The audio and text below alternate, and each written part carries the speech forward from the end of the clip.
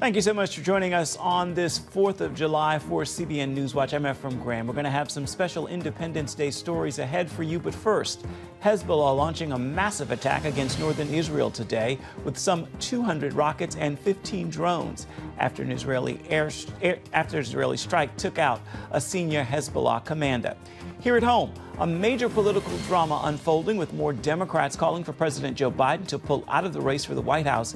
He's still publicly insisting he is staying in, even as former President Donald Trump's lead grows in the polls.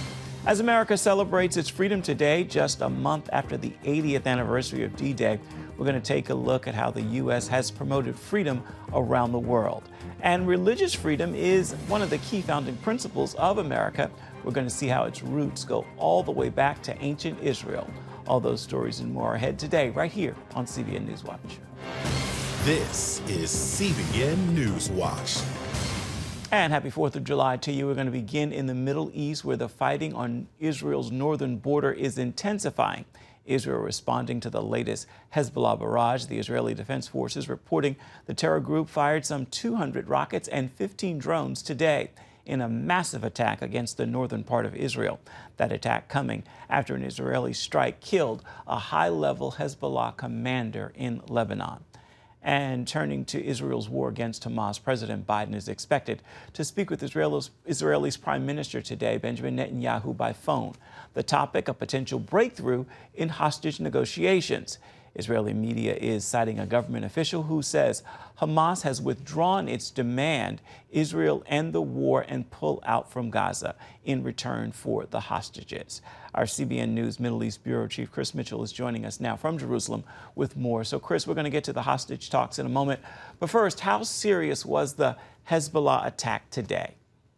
Well, it's very serious. If you go up a few hours drive from here, Ephraim, you'd see basically a war zone. You'd see fires all over the southern Golan Heights that surround the Sea of Galilee. It typically happens when Israel hits one of these senior commanders for maybe a couple of days. Hezbollah increases the number of rockets and drones it fires into northern Israel. And it seemingly looks like they're getting closer to an all-out war. But perhaps like before, they might tone down a little bit. And it seems to be. But war, Ephraim, as we have discussed many times, seems to be a matter of time, not just if, but when. And maybe that will come in a matter of weeks or months. But it really seems to be a matter of timing for both Hezbollah and in Israel. What can you tell us about this Hezbollah commander who was killed in an Israeli strike? Well, his name was Mohammed Nasser, and he was one of the commanders of what's called the Aziz battalion there in southern Lebanon. And actually, he's one of 3 senior commanders that have been killed by Israel recently. And Hezbollah gave him the title of honorary commander. That's a very high honor after he was killed. And they also said that he was killed on the way to Jerusalem. And that gives you an idea of what Hezbollah's final goals are. They want to come here to the city to take over Jerusalem. They want to destroy the Jewish state. And it also echoes what the prophet Zechariah said in the minds of many in chapter 12, where he said, Jerusalem itself will become a burdensome stone. But this is a very senior commander. It's going to have a psychological impact on Hezbollah and a tactical impact. But strategically, Hezbollah goals remain the same. Right now, there seems to be a war of attrition against Israel. And we'll see, as we have discussed, whether or not a wider war is on its way. So what do we know about this proposed Hamas hostage release deal? Well, apparently it's based on what President Biden had proposed a few weeks ago, a 3-phase plan. And as you said in the report leading up to this, it seems they may have released or lessened their demand for an end of the war and the elimination or withdrawal of all the IDF forces from Gaza. However, there is a senior Israeli official who also says there are significant gaps and it may take negotiations weeks. And we have seen in the past that Hamas has agreed to certain conditions and then changed those conditions, basically moving the goalpost. So we'll see what happens right now in these negotiations. Apparently, the Security Cabinet is going to meet later today, about 8 o'clock local time, to discuss this latest proposal. What's the thinking on what the Israeli response will be? Does Israel expect President Biden to push for them to accept this deal? Yeah, since it's based basically on the three-phase plan for President Biden, I think he will be pressuring Benjamin Netanyahu to accept this deal and go ahead with this. Certainly, a lot of Israelis here in Israel want any sort of deal to be able to release these hostages. There's about 116 left alive, and they've been in captivity now on July 4th, 269 days, Ephraim. Many of them are certainly in ill health because of the conditions and the torture and actually the sexual assaults on some of the women. So a lot of people are praying for their release and that they can be finally reunited with their families. Chris, does Israel believe it has Hamas on the ropes, that has nearly wiped out its military? I believe they do. And actually, with the operation in Rafah, Ephraim, they believe they've eliminated most of the battalions of Hamas and eliminated their ability to wage war. And I think one of the key elements of what happened in Rafah is that Israel has been able to control what's called the Philadelphia corridor. That's along the Egyptian-Gaza border. That really was the lifeline, and some people called it the oxygen of Hamas, to be able to resupply and continue with arms and weapons and food and munitions. Now that has been cut off, that really strikes a really big blow towards Hamas. And now many people are turning their attention north to see when and if Israel will launch a strike against Hezbollah to eliminate a much greater enemy on its northern border. Chris, the Jerusalem Post reports that Prime Minister Benjamin Netanyahu has sent a 4th of July message to the American people. Can you tell us what he said? Well, he said freedom is not free and you have to fight for it. And it said that Israel is fighting right now not a war of choice with Hamas and Hezbollah and other Iranian proxy groups, but a war of survival. And he said that the bond between Israel and America is so strong. He also said they're fighting the same war that America fought on 9/11. And one final thought, Ephraim, not too far from here in the Bureau, there is a place called Liberty Park, and they have a replica of the Liberty Bell. And on it says, from Leviticus chapter 25, proclaiming liberty to all the land, to all the inhabitants. And that shows the biblical bond between America and Israel. Chris Mitchell reporting from Jerusalem. Thanks as always for your insights. Stay safe and know that we here are praying for you and our team there in Israel. Coming up here at home, President Biden says he will stay in the race despite facing growing calls from Democrats to drop out. We're going to have a look at his political future when we come back. You're watching CBN NewsWatch.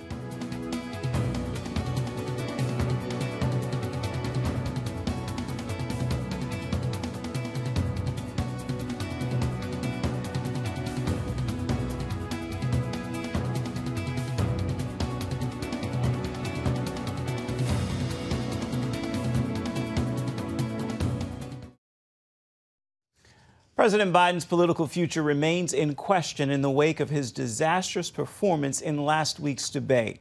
Two major polls out Wednesday show him falling further behind President Donald Trump. The New York Times Siena College poll gives Trump a 49 to 43% lead, while the Wall Street Journal poll also has Trump ahead by 6 points at 48 to 42%. Despite the growing calls from Democrats for the president to pull out of the race, the president himself is saying that he is not giving up. Lori Johnson brings us that story. 22 Democratic governors met with President Biden at the White House Wednesday evening. When you love someone, you tell them the truth. And I think we came in and we were honest about the feedback that we were getting. We were honest about the concerns that we were hearing from people. The governors said the president told them he intends to stay in the race, and they're giving him their full support. President Joe Biden is in it to win it. And all of us said we pledged our support to him because the stakes could not be higher. Earlier in the day, during an all-staff campaign call, the president said he has no plans to drop out. The White House press secretary repeated that message to reporters. The president is clear-eyed, and he is staying in the race. Adding the president spoke to Senate Majority Leader Chuck Schumer and House Democratic Leader Hakeem Jeffries. He has done this outreach. He's having these conversations. It is important to him to do so. However, Biden reportedly has told at least 2 people he's keeping an open mind about his path forward, and he knows that his upcoming public appearances are critical to proving to the American people that he's up to the job. The problem for Joe Biden here is that Democrats want to see him perform at a top level. And the reality is he's not at a top level. And that means he's going to have to be error-free in the next few weeks, let alone the rest of the campaign. And that's going to be a really hard climb for Joe Biden at this point. I just feel that it's time for him to step aside. Texas Congressman Lloyd Doggett became the first Democratic lawmaker to publicly call for Biden to withdraw, followed by Arizona Congressman Rahul Grijalva possibly signaling the beginning of the end. I think what's happening now is that we're moving from the will he resign stage to the when will he resign stage. I mean, really, I think it's just a matter of time at this point. The dam clearly has started to break. We've seen some elected congressmen, Democrat congressmen, come out and say, no more, Joe. I think that number will grow. Indeed, new polls since his dismal debate performance show 74% of Americans believe President Biden is too old for the job. And nationally, former President Trump has widened his lead to 6 points. Lori Johnson, CBN News.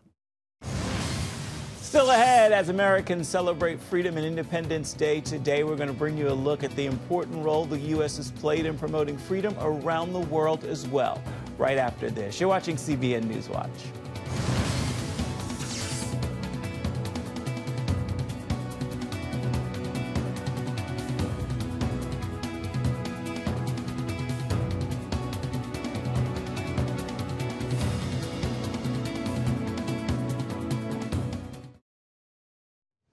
As Americans celebrate Independence Day, the recent 80th anniversary of D-Day serves as a reminder of the United States' role in promoting freedom and stability worldwide. CBN News contributor Chuck Holton reports from Normandy, France, on the enduring importance of American leadership in an increasingly uncertain global landscape. As this year's landmark anniversary of the Normandy invasion coincides with rising global threats against our way of life, there's special meaning to this 4th of July. Tributes to sacrifices by American forces in Normandy underscore the importance of defending liberty and promoting stability in an ever-changing world. This is Omaha Beach, and it's crazy that right here where I'm standing, history was made and over 160,000 Allied troops landed on these beaches on Normandy of June 6, 1944. Standing in our ranks today are many heroes of the same caliber. And we're just lucky to serve with each other, and I'm lucky to serve among these soldiers, airmen, sailors, Marines, Guardians, and all of our civilians as well. The night before the amphibious assault, the 82nd Airborne was given the task of taking this town of Saint-Mary-Église, that's inland a little bit, in order to prepare the battlefield for the coming invasion.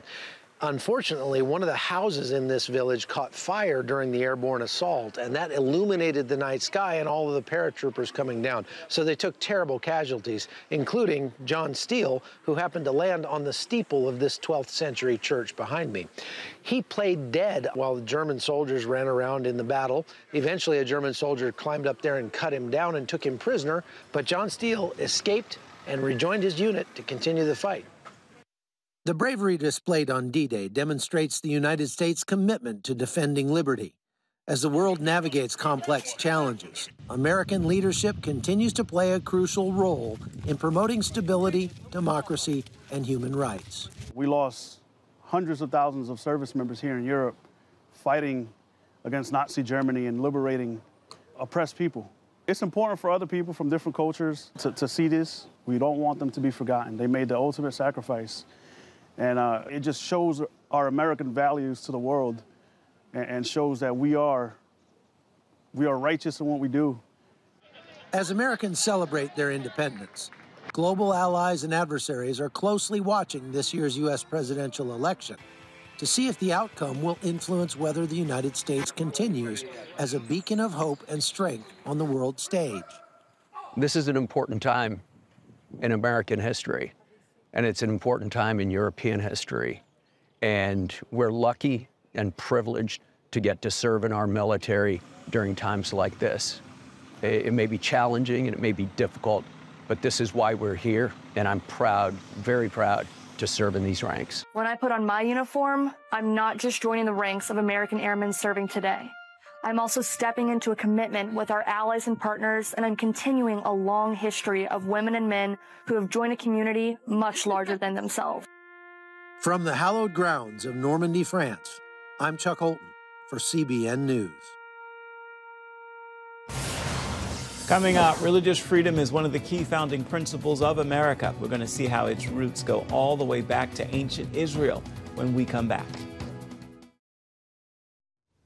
Religious freedom and independence are a critical foundation of this country, and their roots go back to one of the first colonies in the United States and even further back to ancient Israel. Here again is the story we first brought you some years ago with Paul Strand reporting from Connecticut, along with Chris Mitchell from Jerusalem. In wilderness like this, some 100 Puritan settlers, led by the Reverend Thomas Hooker, made their way in 1636 to what became Connecticut's capital, Hartford. It was a land wild and untamed, and they asked Hooker how they should govern it.